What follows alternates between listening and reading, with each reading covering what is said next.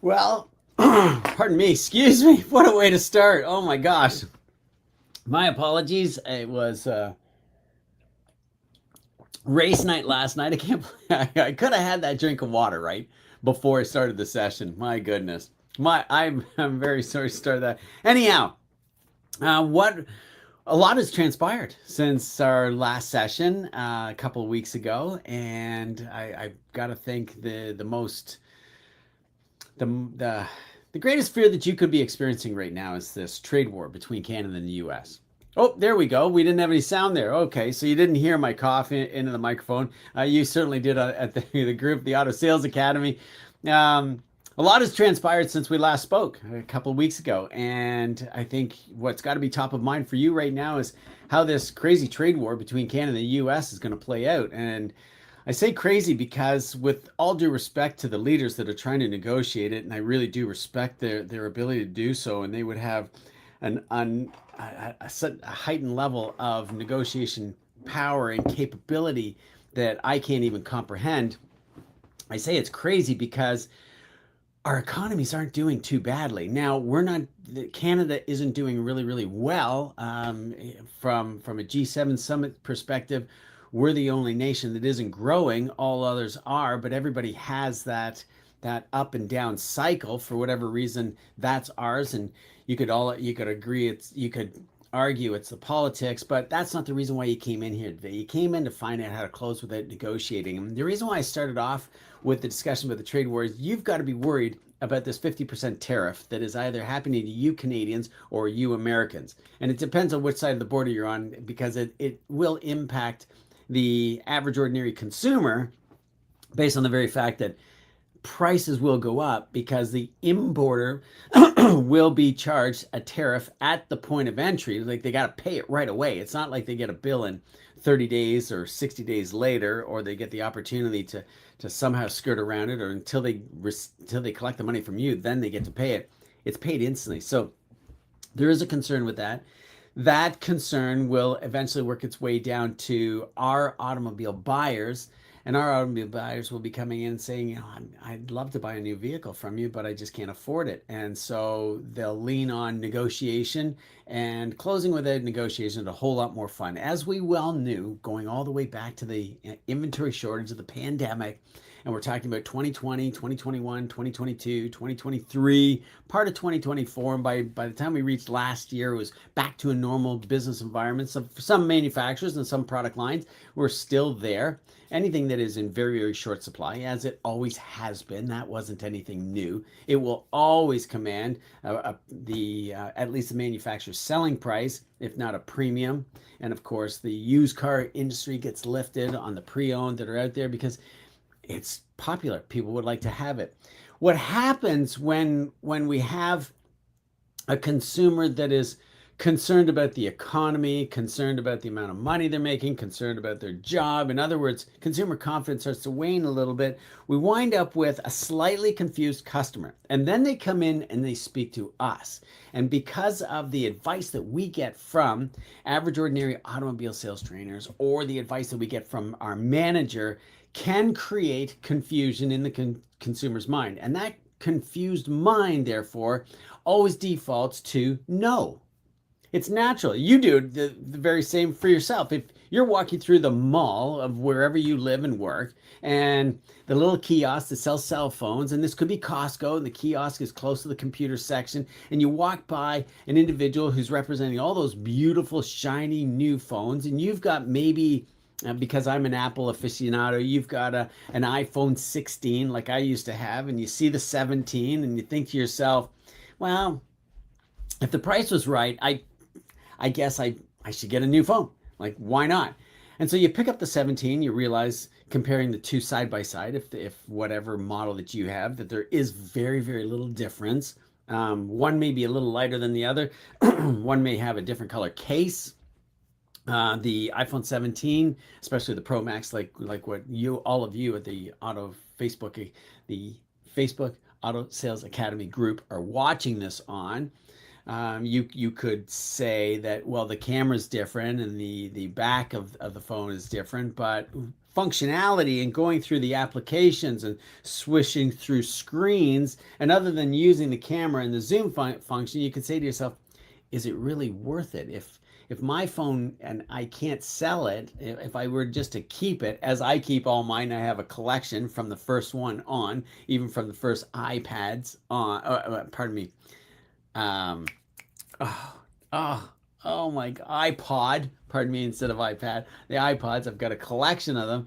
If I don't sell it, is the $2,000 price tag of the new phone really worth it when I'm looking at it and I'm swiping through and I enter into some apps and I don't see the speed any quicker, and then the sales consultant simply says, yeah, it's the same as the last one, but zero down right now. We can do it as an upgrade on your phone bill, and it'll cost you $29 a month for 24 months.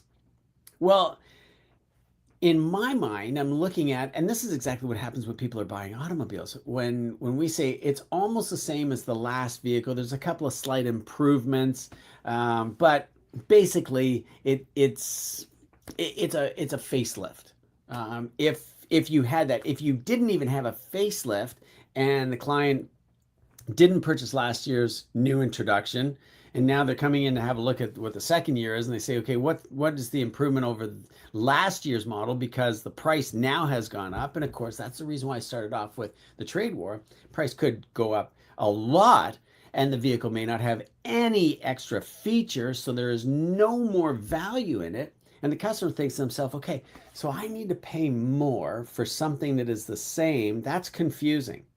Why would I pay more for something that is the same? And that's my point. The confused mind always says no. So when we're closing without negotiating, we have to demonstrate that there is such a significant difference between the old to the new that there is no confusion on why I should jump towards your product. Now, in the automotive sphere, in the automotive world, let's put this into reality.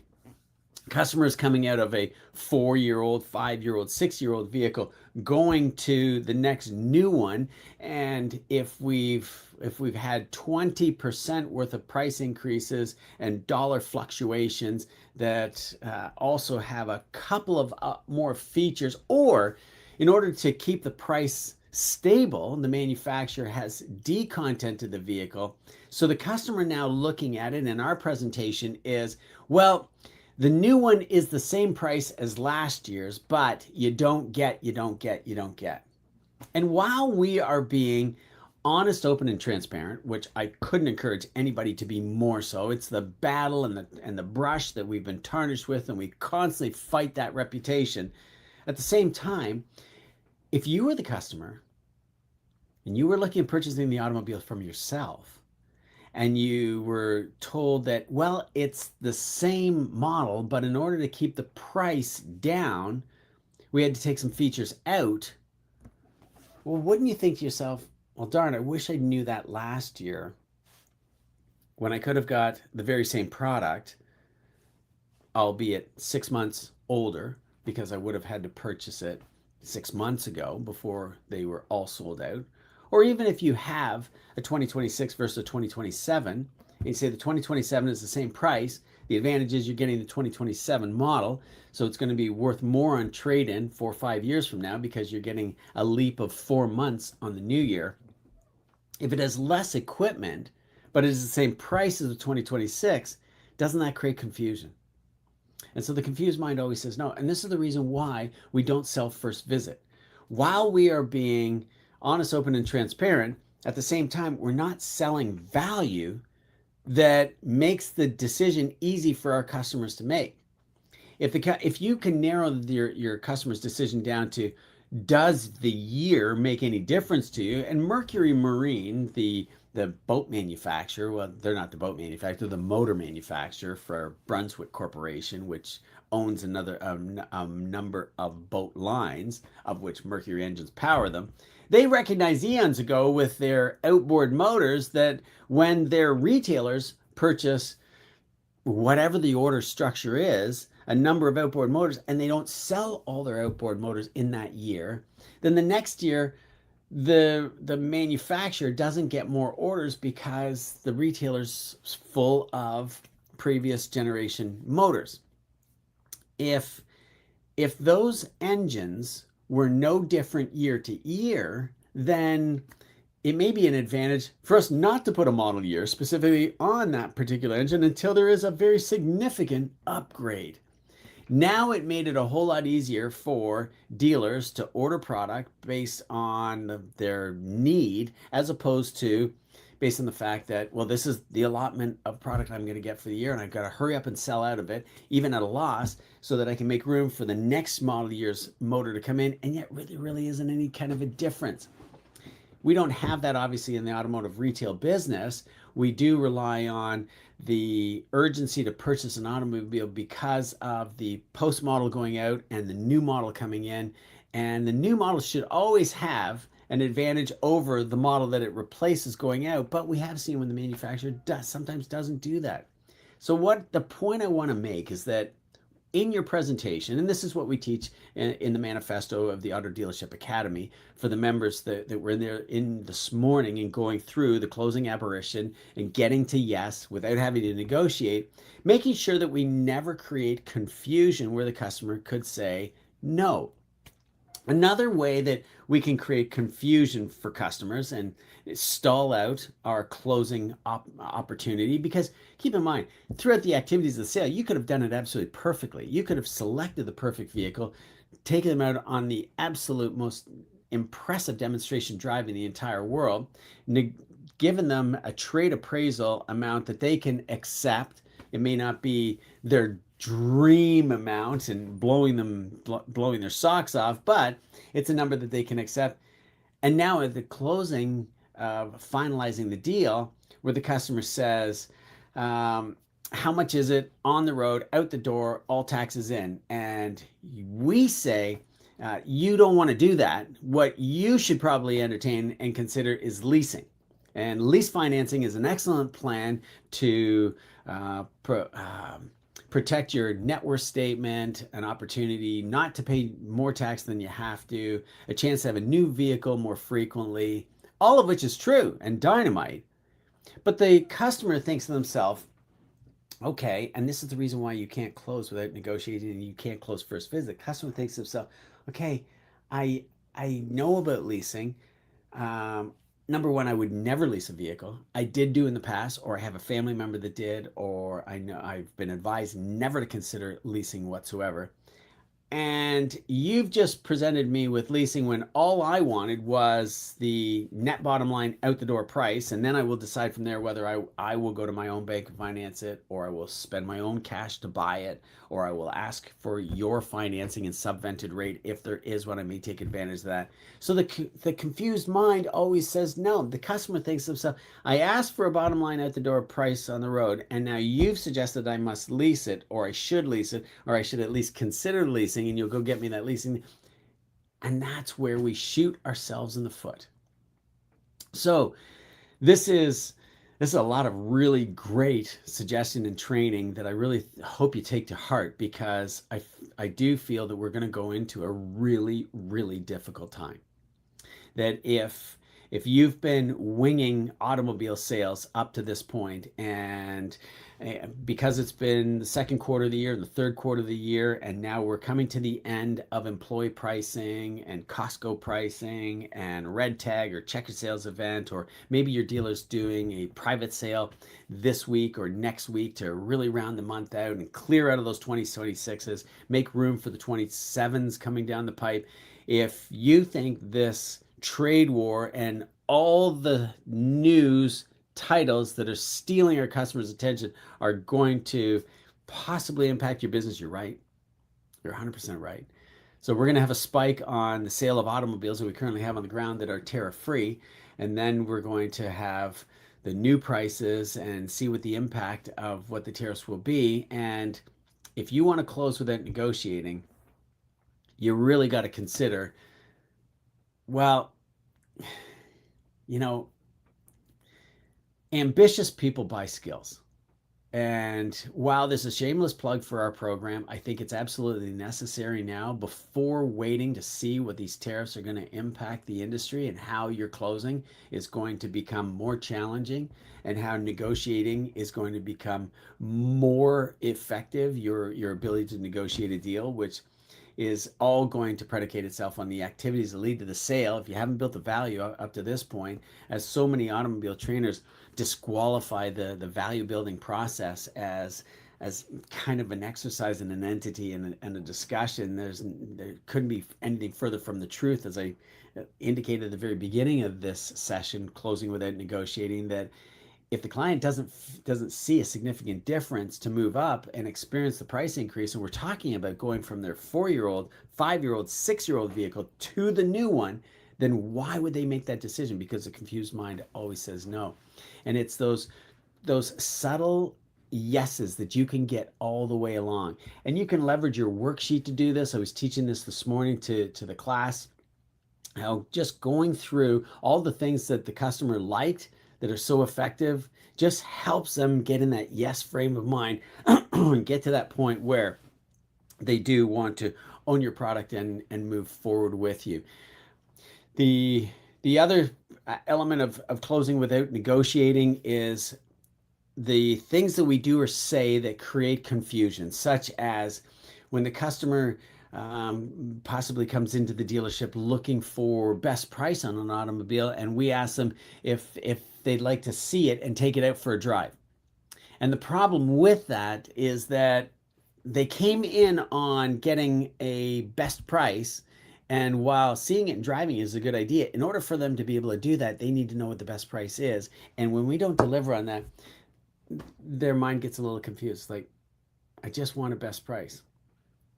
The other one that I find, and I've just come off of 2 days on the road talking with 24 different dealers and salespeople and managers, and last week sitting in and leading the leadership team of the premium luxury segment for BMW and teaching their managers how different the presentation is. It's not about features and benefits for that client. It's about how they feel, exclusivity, luxury, being tailored to, and so on like that. When a customer, either one of those customers, walk into the showroom and they would like to know what availability is like on a particular product, and we suggest that we don't have that one, but we have this one, which is equally as good, if not even better, and that could be a pre-owned vehicle. That's where the confused mind says no. And this is where our closing gets challenged. And this is where everybody starts to say, Bill, can you teach me the closing lines after I've met a customer and we've really got a good relationship and they've given me their name, address, telephone number, email, their cell phone number so I can text them. And I say to that salesperson, when did you get that? When did you gather all that personal information? Because that's not what the customer came in to do. The customer didn't come in to get a new buddy, a new friend. The customer came in to get information. You didn't deliver on that. And now they're saying, well, let me think about it. Let me sleep on it. Maybe it was the fact that what they're going to sleep on and think about is when they came in to get the best price on your product. And keep in mind, the reason why I harp on the best price, the reason why I keep coming back to is, number one, you guys and gals are telling me that. You're saying, Bill, everybody's coming in that's very price sensitive. So the first thing that I have to do before I even land on the correct vehicle is give them some idea of what that product line's advertisement is or best price is or is going to be. And I can't get that best price unless I go to the manager. And that's not true either. The best price is your advertised price. And the only way you'll know what the advertised price is if you're looking at the advertisements. And if you don't see them, then you should be asking your leadership team, your management team, what are we advertising this vehicle for? Or is the manufacturer advertising the vehicle? That was a fascinating comment that came up in the premium luxury segment training that I was facilitating last week.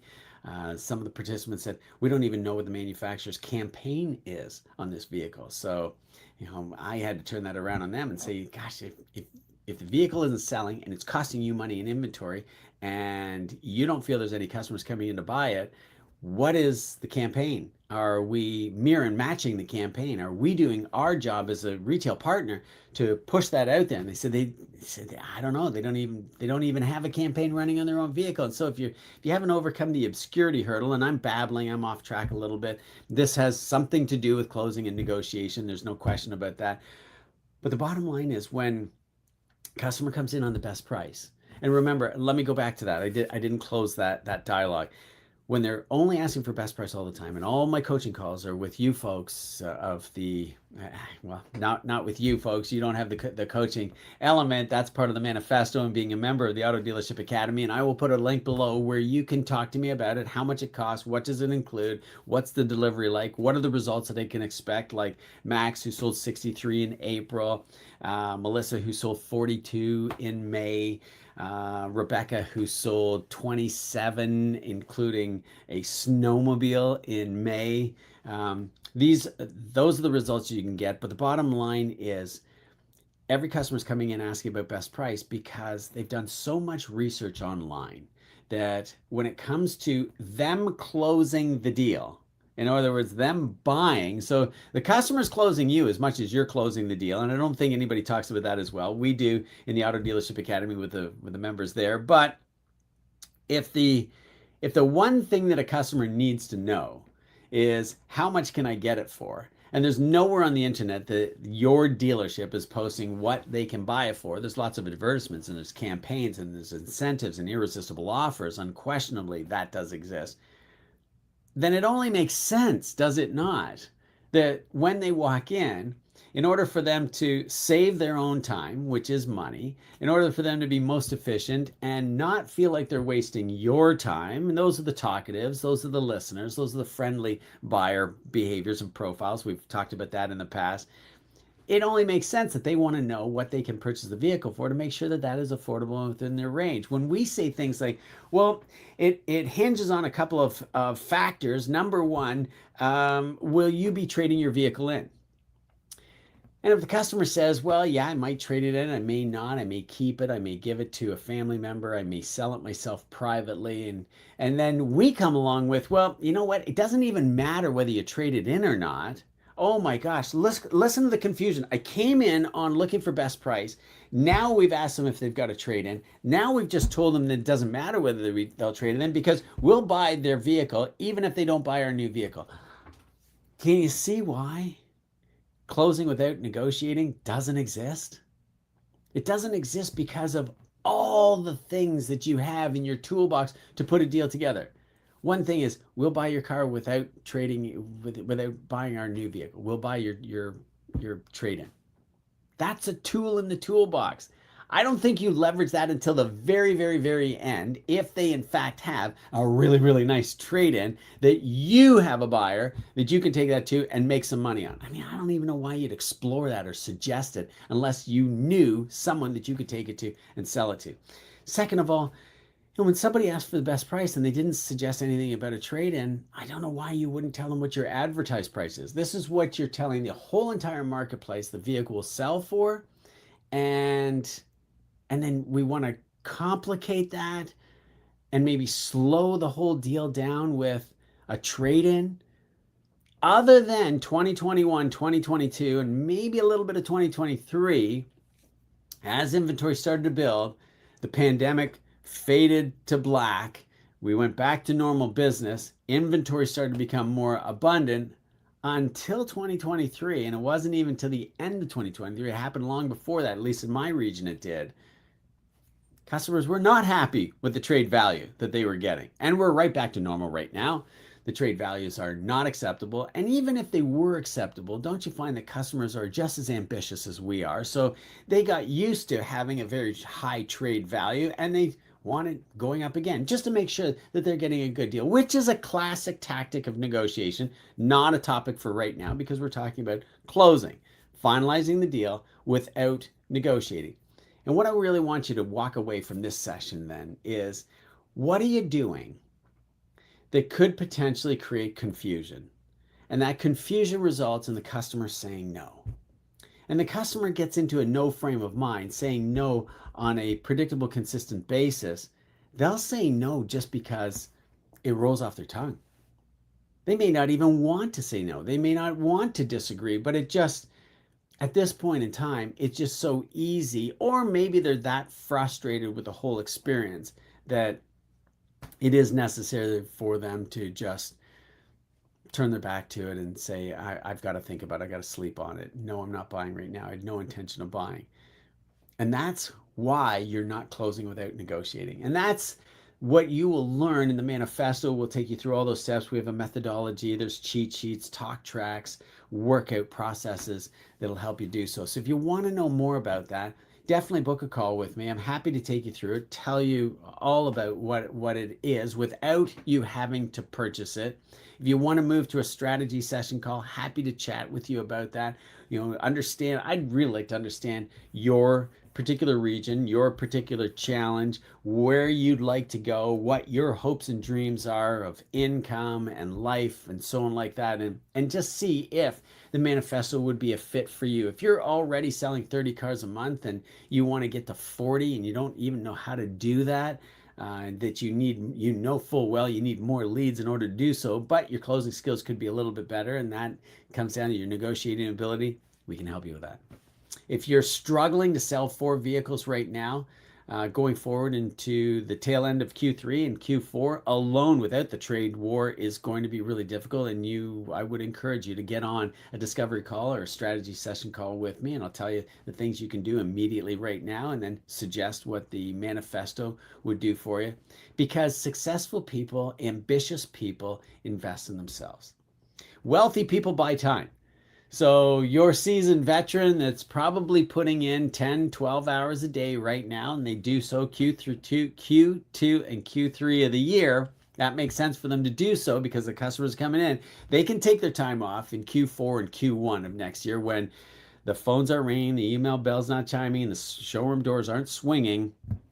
But right now, they're there. They want to know from me how they can become more productive with the time that they have available to themselves. Lazy people buy distractions, and of course, poor people, well, they just buy stuff.